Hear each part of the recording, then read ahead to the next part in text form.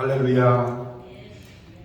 새해 복 많이 받으세요라는 우리 새해 덕담은 사실 한국인들이 가장 많이 주고받는 훈훈한 새해 인사입니다. 그래서 신자인 우리들도 많이 주고받는 인사이죠. 이제 9일이니까 아직 1월의 3분의 1도 지나가지 않았으니 아직도 새해입니다. 서로 한번 새해 복 많이 받으세요. 한번 서로 인사해 보세요.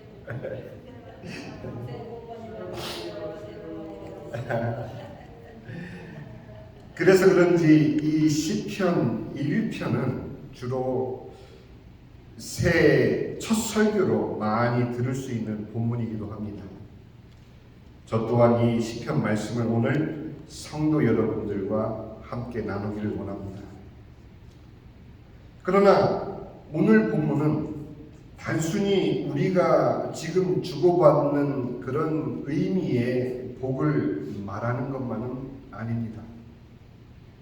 먼저 이 시편 말씀을 단순히 우리가 의인과 악인을 대조시키는 그런 구조로만 생각하시면 안 됩니다. 이제 여러분들이 정말 마음을 활짝 여시고 오늘 우리에게 허락하신 이 시편 1편의 이 은혜가 우리 삶의 분기점이 되게 축복드립니다. 분기점이 되는 순간이 되시기를 바랍니다. 사실 이 오늘 시편 1편의 배경은 70년의 바벨론에 의한 오랜 포로기 이후 이스라엘 백성이 포로 생활에서 돌아와 수룹바벨 성전을 재건하면서 그들의 정체성 회복과 이제 어떻게 살 것인가에 대한 분명한 하나님의 기준을 다시 재확인하는 신앙 고백과도 같은 그러한 내용입니다. 그래서 시편 전체의 서문으로 이 시편 1편을 정했다라는 사실은 우리의 인생의 서문 또한 이 시편 1편의 고백으로 삼아야 된다라는 그런 은혜를 여러분들 놓치면 안 됩니다. 우리가 생각하는 단순한 덕담의 말씀이나 교훈이 아닌 다시는 실패해서는 안 된다는 모든 신자들에 대한 경책의 말씀인 것입니다. 새해를 맞이하는 우리들에게도 똑같은 자기 신앙에 대한 경책의 말씀으로 받으시기를 주님의 이름으로 부탁을 드립니다. 이 70년 포로 생활로 인해 가장 많이 영향받은 것은 바로 그들 생각의 타락이었습니다. 이 본문을 여러분들이 그냥 읽으시면 그저 지나갈 수 있는 내용이겠지만 바로 70년 포로 생활로 인해서 그들의 현실 속에서 가장 많이 변한 것은 바로 그들의 생각이었다는 것을 그들은 고백하고 있는 것입니다. 신앙적으로는 여호와 하나님을 섬기는 선민이지만 그들의 현실은 포로 생활 속에서 생존을 위해 모든 수단을 동원해서 살아야 하는 현실의 상황에 맞춰서 그들은 살아야만 했기 때문에 그들 생각의 기준은 율법으로 표현된 하나님의 말씀이 아닌 살아내야 되는 생각의 바로 세상의 생각이었다라는 것을 그들 스스로 고백하고 있는 것입니다.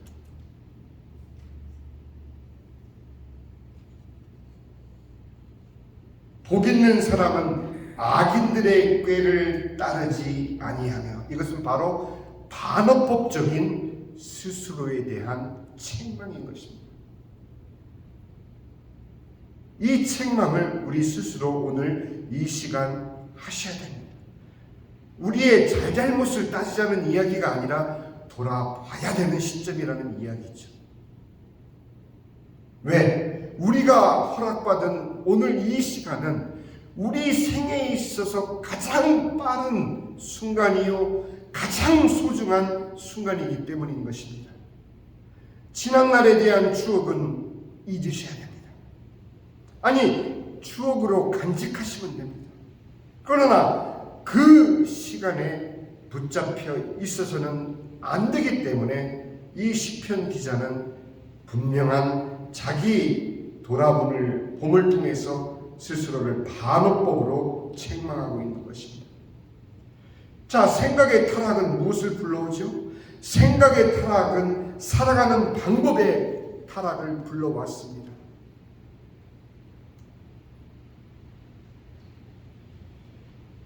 살아남기 위해 어쩔 수 없는 포로 생활의 삶의 방법은 어쩔 수 없이 현실의 요구에 순응하는 것이었기 때문입니다.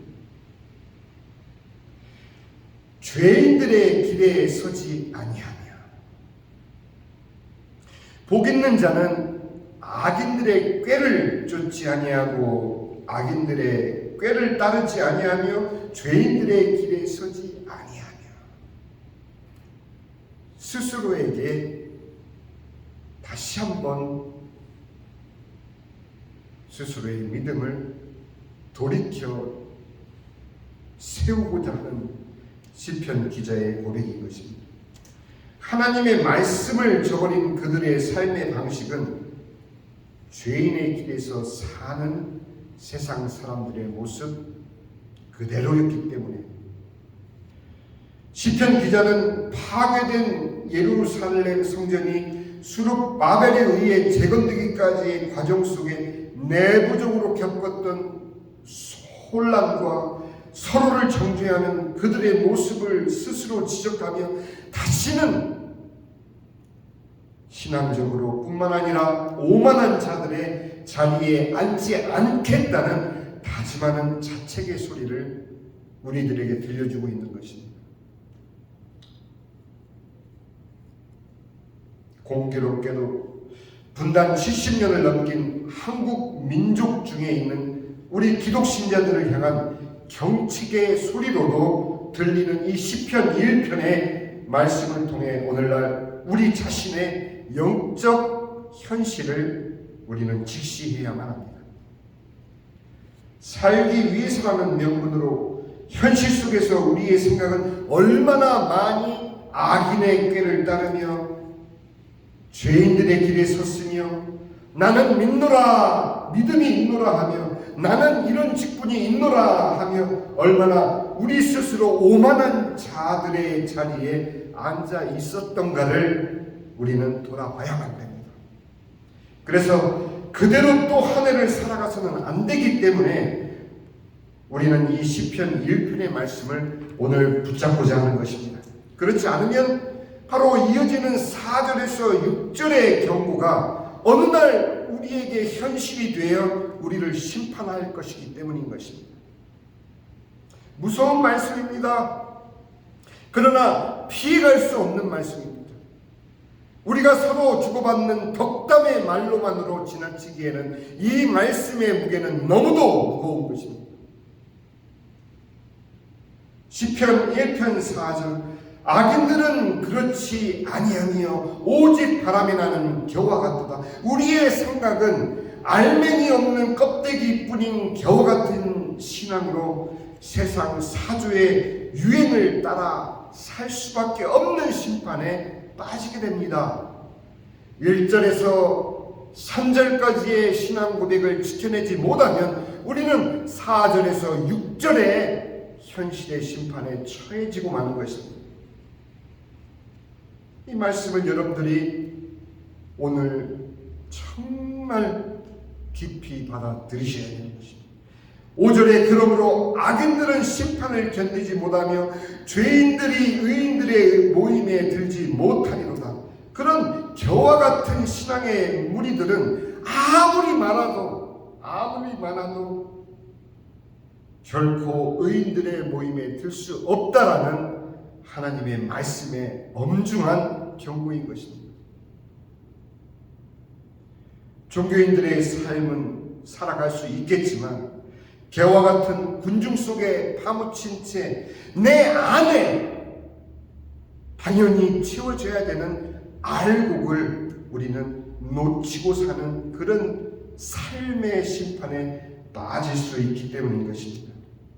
5절의 경고는 우리의 현실 속에서 우리가 진정한 하나님이 원하시는 그 믿음 가운데서 누리는, 나 혼자 있을 때 찬양이 터지고 나 혼자 있을 때 주님으로 인해 기뻐하는, 나 혼자 있을 때 진정 나의 존재의 정체성으로 주님께 감사할 수밖에 없는 이 기쁨을 놓치고 신앙의 공허함과 영적 빈곤 속에서 허덕이는 그런 겨와 같은 존재가 되고 말기 때문인 것입니다. 6절에는 무릇 의인들의 길은 여호와께서 인정하시나 악인들의 길은 망하리로다. 그리고 결과적으로 우리가 1절에서 3절의 말씀에 우리의 신앙 고백을 확인하지 못하고 다시 이스라엘 민족이 돌이켜 후회하는 그 삶을 나중에 살아가는 그 구약 성경을 통해서 우리가 발견하는 것은 결국 하나님께서 침묵해버리는 400년의 침묵이라는 신앙의 심판에 빠지고 마는 것을 우리는 바라보게 됩니다.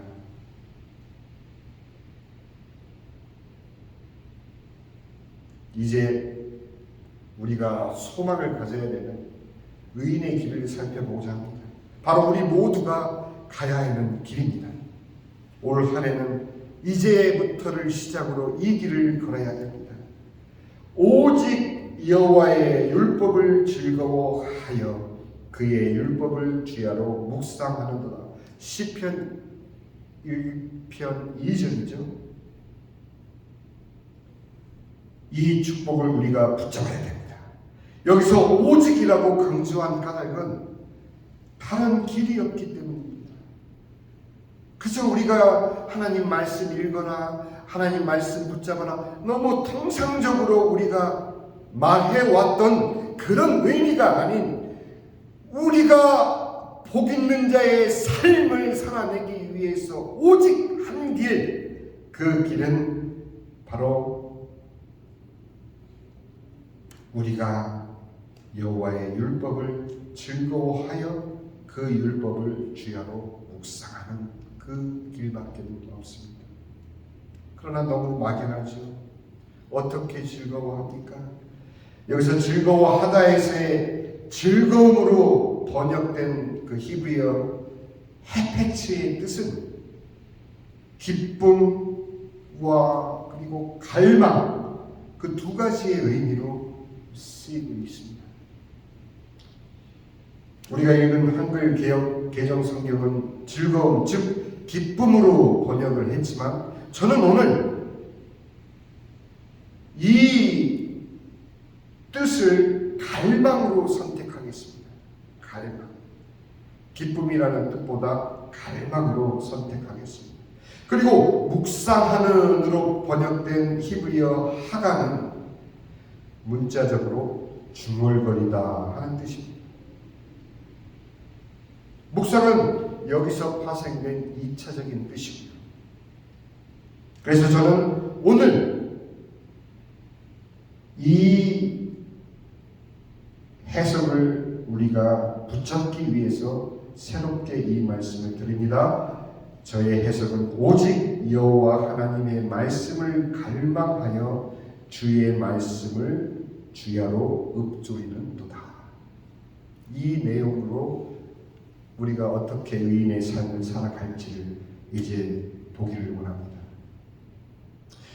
여기서 말하는 갈망은 단순히 즐거워하는 것이 아닙니다. 신자가 현실에서 터져나오는 고통과 신음을 참아가며 하나님의 말씀 속에서 주님의 인도를 바라며 붙잡는 그 말씀의 구절구절을 되뇌이는 것을 의미합니다. 하나님의 도우심과 긍휼함을 바라는 것이 바로 이 갈망인 것입니다. 우리가 고통 중에 망연자실 주여를 반복하는 그 심정이 바로 갈망인 것입니다. 말로 표현할 수 없는 우리의 심정을 주여 주여 하고 내뱉는 그 한숨이 바로 우리의 갈망인 것입니다.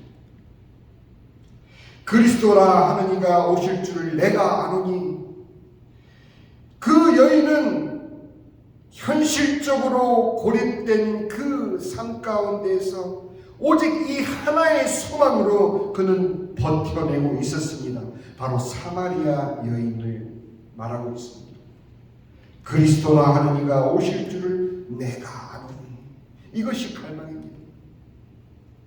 세상 많은 사람들이 따르는 악인의 꾀를 따르려는 나 자신을 현실 때문에 어쩔 수 없이 죄인의 길로 나를 밀어붙이는 이 현실 속에서의 나를 하나님께로 돌이키기 위해서 말씀을 수백 번 수천 번 되뇌이는 그것이 바로 갈망인 것입니다.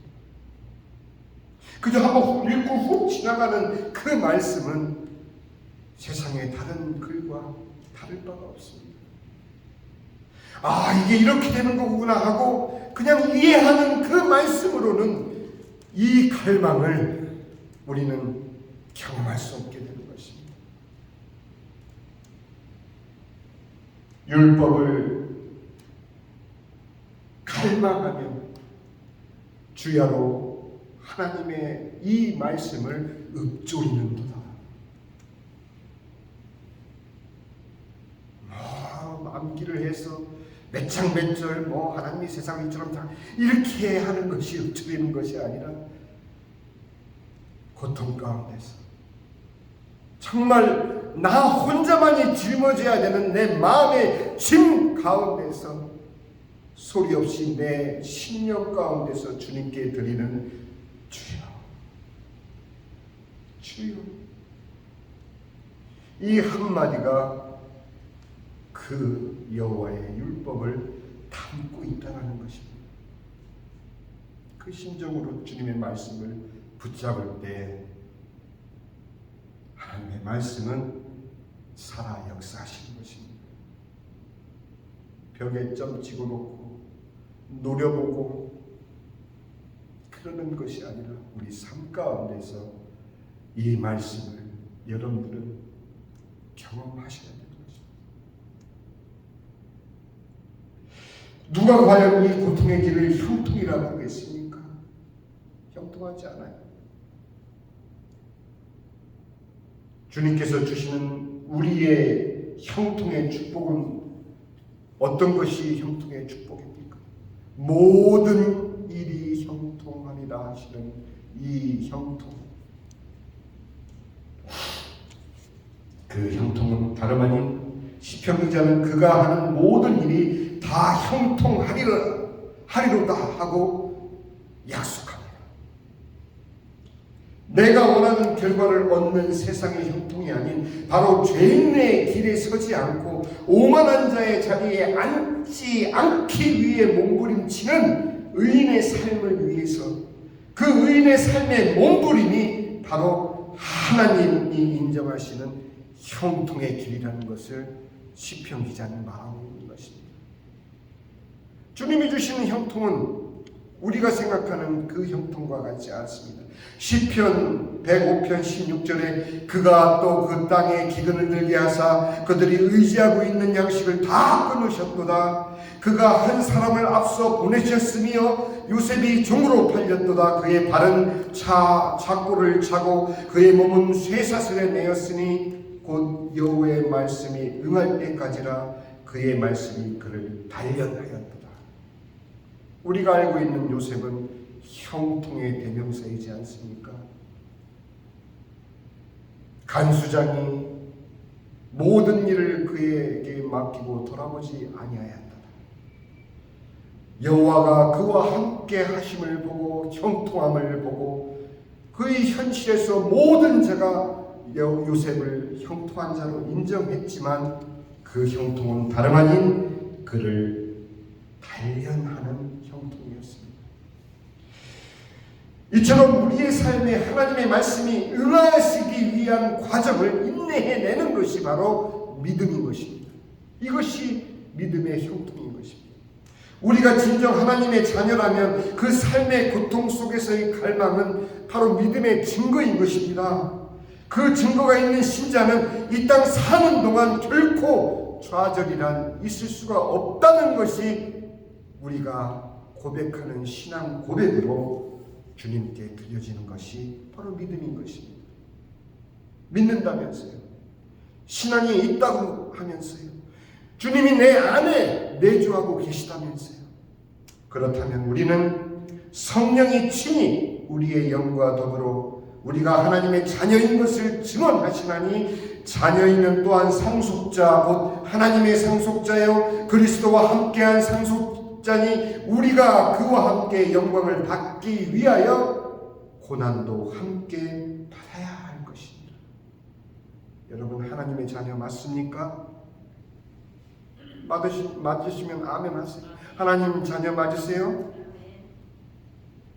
그런데 왜 고난을 싫어하세요? 고난을 좋아하는 사람이 누가 있습니까? 그러나 하나님 말씀은 고난도 함께 받아야 할 것이다. 왜 고난이 형통의 증거인지 이제는 우리가 부인하시면 안 됩니다. 우리가 고난 가운데 있습니까? 그러면 우리는 형통 가운데 있다라는 자기 합리화가 아닌 하나님의 말씀을 통해서 우리가 붙잡는 주님, 이것이 바로 형통의 증거임을 저는 믿습니다. 이것이 바로 나를 단련하시는 하나님의 형통의 증거임을 나는 믿습니다. 오너라 고난아, 오너라 고통아, 나는 이 형통 속에서 주님을 찬양하리로다. 그러니 우리에게는 이 형통이 바로 하나님의 축복인 것입니다. 내가 궁핍함으로 말하는 것이 아니라 빌립보서 4장 11절부터입니다. 어떠한 형편에든지 나는 자족하기를 배웠노니 나는 비천에 처할 줄도 알고 풍부에 처할 줄도 알아 모든 일 곧 배부름과 배고픔과 풍부와 궁핍에도 처할 줄 아는 일체의 비결을 배웠노라. 이게 우리 인생 내용 전부 아닌가요? 내가 왕년에 그 지난날은 이미 지나갔습니다. 나의 현실 가운데서 이것을 고백할 수 없다면, 이것을 신앙 고백으로 우리가 주님께 드리지 못한다면 우리는 아직 주님의 형통에 들어서지 못하고 있다라는 스스로의 자백인 것입니다. 내게 능력 주시는 자 안에서 내가 모든 것을 할 수 있느니라.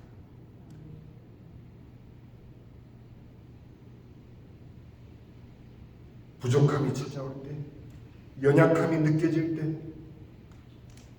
곤고함이 나를 침몰할 때, 고통이 나를 덮쳐올 때 우리는 주님의 능력이 내게 있음을 확인할 수 있는 형통의 순간인 것을 잊지 마시기 바랍니다. 하나님은 말씀에 대한 갈망으로 우리에게 바로 영원한 생수가 예수님이심을 우리에게 말씀해 주고 계십니다. 갈망은 그래서 반드시 신자들에게 있어야 되는 형통의 통로인 것입니다. 하나님께서는 그 갈망인 말씀을 통해 우리 같은 죄인들을 부르시고 그들을 구원의 시냇가로 심으십니다. 여기 오늘 본문 말씀에 시냇가에 심은 나무처럼, 심겨진이 아닙니다. 심은, 우리가 심은 것이 아니라 하나님이 우리를 시냇가에 심으신 주님의 나무인 것을 확인해야 됩니다.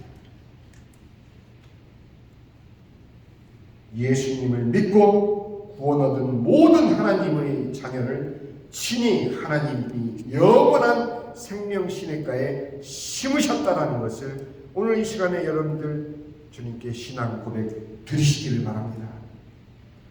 요한복음 4장 13절에 예수께서 대답하여 이르시되 이 물을 마시는 자마다 다시 목마르려니와 내가 주는 물을 마시는 자는 영원히 목마르지 아니하리니 내가 주는 물은 그 속에서 영생토록 솟아나는 샘물이 되리라. 명절 끝날 7장 37절입니다. 곧 큰 날에 예수께서 서서 외쳐 이르시되 누구든지 목마르거든 내게로 와서 마셔라. 주님의 초대인 것입니다. 갈망, 영적인 갈증, 고통, 이 모든 소스는 주님이 우리를 부르시는 초청의 음성인 것을 절대로 잊으시면 안 됩니다. 아멘? 그냥 신앙의 말씀으로 표현으로 드리는 말씀이 아닙니다. 내 안에 거하라 나도 너희 안에 거하리라. 15장 4절입니다. 포도나무에 붙어 있지 아니하면 스스로 열매를 맺을 수 없음같이 너희도 내 안에 있지 아니하면 그러하리라. 나는 포도나무요 너희는 가지라. 내가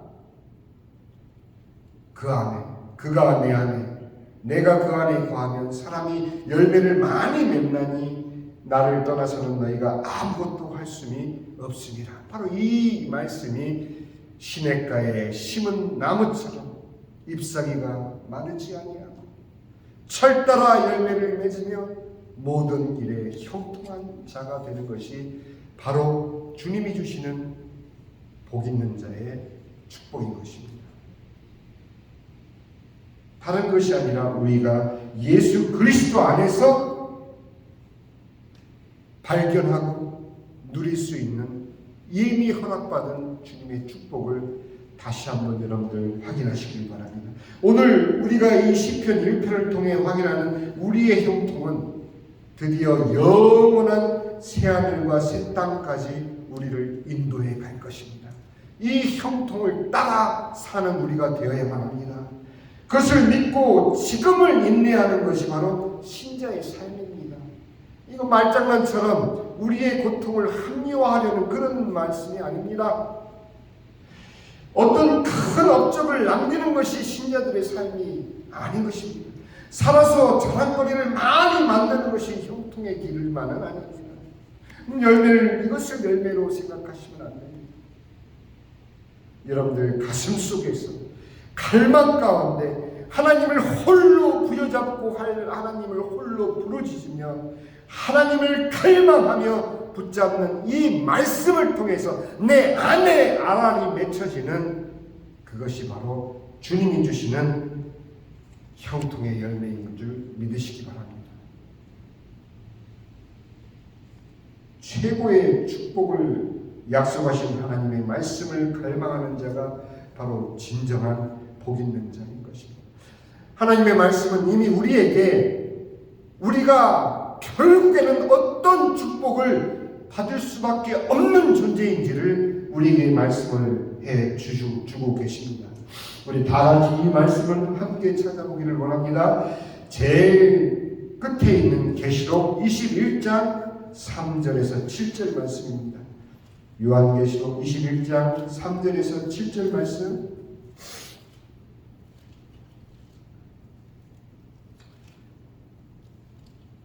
제가 봉독해 드립니다. 내가 들으니 보좌에서 큰 음성이 나서 이르되 보라 하나님의 장막이 사람들과 함께 있으며 하나님이 그들과 함께 계시리니 그들은 하나님의 백성이 되고 하나님은 친히 그들과 함께 계셔서 모든 눈물을 그 눈에서 닦아주시니 다시는 사망이 없고 애통하는 것이나 곡하는 것이나 아픈 것이 다시 있지 아니하리니 처음 것들이 다 지나갔음이라. 보좌에 앉으신 이가 이르되 보라 내가 만물을 새롭게 하노라 하시고 또 이르시되 이 말은 신실하고 참되니 기록하라 하시고 또 내게 말씀하시되 이루었도다. 나는 알파와 오메가요 처음과 마지막이라. 내가 생명수 샘물을 목마른 자에게 값없이 주리니 이기는 자는 이것들을 상속으로 받으리라. 나는 그의 하나님이 되고 그는 내 아들이 되리라. 아멘. 우리가 하나님의 자녀라면 그것은 전부인 것입니다.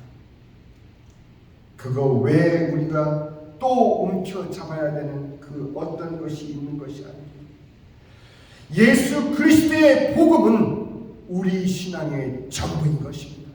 예수 그리스도의 복음은 우리 기독교의 기초가 아닌 전부인 것입니다. 우리가 진정 복 있는 자라면 이제는 그 다른 무엇보다도 영혼 구원을 위해 기도하며 행동해야 되는 이유를 시편 기자는 오늘 말하고 있는 것입니다. 그 이유는 다음과 같습니다.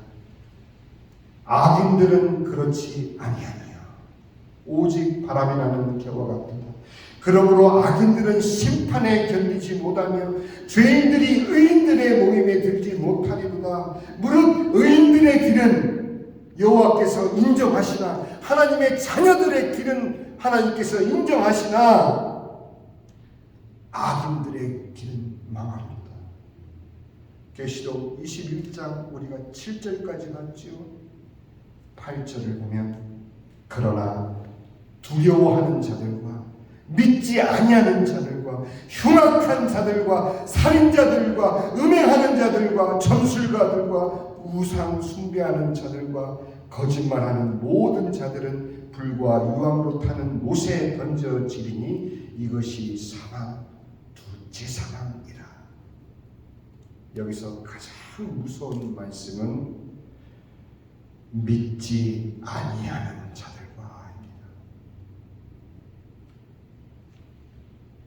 우리의 가족 가운데 아직도 예수님을 믿지 않는 영혼이 있다면 우리는 우리가 가족된 사랑의 책임을 져야 되는 사람들입니다.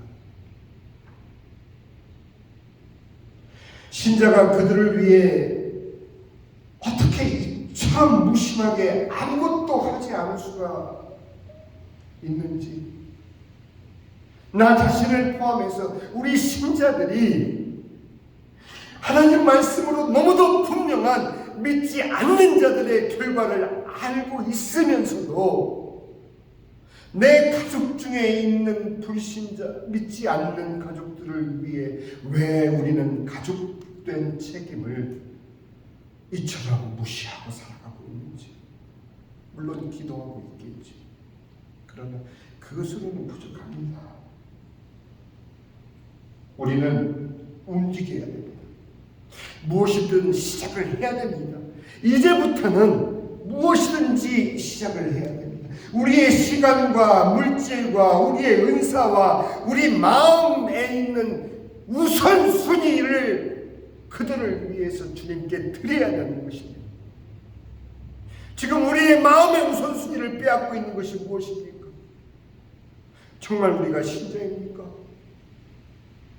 우리 마음을 먼저 하나님께 드리는 것이 바로 오늘 예배의 목적인 것입니다. 우리의 주님 앞에 우리의 죄를 자백하는데 어떤 죄이냐? 우리의 모든 것을 그 영혼 구원을 위해서 아무것도 하지 않았다라는 사실을 우리는 주님 앞에 우리의 죄를 자백하고 주님께 용서를 구해야 합니다. 너무 쉽게 기독교 용어로 회개라고 얘기하지 마십시오. 회개라고 회개합니다. 그렇게 하지 마세요. 그냥 잘못했습니다 하면 됩니다. 내 옆에서 형제가 죽어가는데도 나는 아무것도 하지 않았습니다라고 주님 앞에 용서를 구하면 됩니다. 용서만 구하면 되나요? 용서 구하고 나서 우리는 행동해야 되는 것입니다. 그들이 감각 없이 살고 있는 그 현실을 우리가 믿음의 눈으로 보면서도 그 영혼이, 죽은 영혼이 어떻게 알겠습니까? 어떻게 하나님에 대한 갈망을 그가 느낄 수 있으며 하나님께 도와달라 그가 어떻게 울부짖을 수 있겠습니까? 우리가 대신 울부짖는 수밖에. 그것이 기도입니다. 죽어가는 그 영혼들을 생각하며 우리가 그들을 위해서 갈망하는 그 가슴이 바로 하나님이 원하시는 복 있는 자의 가슴인 것입니다. 움직여야 됩니다. 하나님은 그들을 위한 구원 계획 속에 우리들의 기도를 연료로 요구하신다는 사실을 잊으시면 안 됩니다. 어떻게 되겠지? 주변에 믿는 사람들도 있으니까 그 사람들도 어떻게 전하겠지? 내가 기도하니까 하나님이 합력해서 선을 이루시겠지? 이것으로는 부족합니다. 우리의 안타까움이 마음으로 느껴질 뿐만 아니라 삶으로, 행동으로 표현되고 움직여지고 전달될 수 있도록 내가 가진 것을 왜 사용하지 않습니까? 저는 너무도 감사한 것이 우리 소망의 교회가 정말 이제부터 하나님께서 주시는 그 진정한 은혜로 다져지고 움직이면서 하나님께서 이루실 그 놀라운 역사를 위해서 하나님께서는 지금까지 우리 교회를 깊이 8년 동안 기초를 파고 우리로 인내하게 하신 것입니다. 여러분도 한번 돌아보세요. 정말 하나님께서 우리를 부르신 이유가 무엇입니까? 우리를 이 복 있는 자의 자리에 부르신 이유가 무엇이겠습니까? 바로 이 일을 맡기기 위해서입니다. 그리고 동시에 우리의 삶의 반경에서 살아가는 이웃들 중 아직도 믿지 않는 너무도 많은 영혼들을 향한 마음의 짐을 우리는 느껴야 됩니다. 느껴야 됩니다. 이 교회의 주차장을 꽉 채우고 있는 이 주변의 주민들, 우리가 정말 마음만 있다면요, 마음만 있다면, 그래서 그 마음이 우리를 움직이게 한다면요, 물론 이 교회에서, 미국 교회에서 하고 있겠지만 영어로 된, 또 스페니쉬로 된 전도지를 왜 그 유리창 윈도우 실드에다 꽂아놓지 못합니까? 이건 저에게 하는 말이에요. 하다못해 식당 광고하는 이들은 정말 그 수많은 주차장 차들에 전부 자기 업소 명함을 꽂고 다니지 않습니까? 여기 와서 기다리고 있는데 우리 교회 주차장을 꽉 채우고 있는 이 주민들을 위해서 단순한 전도지가 아니라 정말 우리가 마음을 담아서 제작한 뻔한 전도 내용이 아닌 우리의 마음이 담겨져 있는 내가 갈망 가운데서 붙잡았던 그 성경 구절 하나하나를 내가 손수 핸드라이팅으로 편지처럼 써서 왜 꽂아놓지 못해요? 매주일 다른 말씀으로 왜 꽂아놓지 못해요? 이것조차 우리 하고 있지 않지 않습니까?